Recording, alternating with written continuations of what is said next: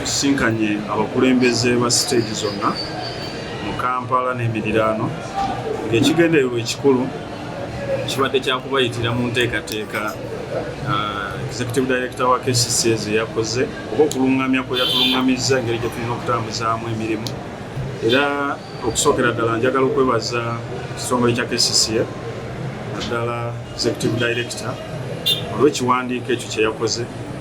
Minisitule y'ebyentambula ekulemberwa General Katumba Amala bagezezaako okututeekateeka obulungi. Emyaka 2 gye tumaze nga tutambula tubadde tukola byaffe naye nga tetuliiko twekutte naddala mu mbeera y'amateeka, so baavuddeyo ne batulungamya batuwa guidelines ze tulina okugoberera.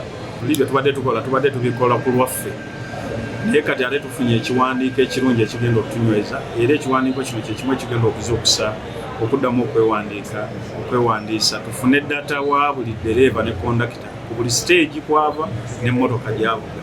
Eyo data tulina okuddamu kati okukuŋŋaanya. Download the app on App Store or Google Play Store now. Vision Digital Experience, the future of media.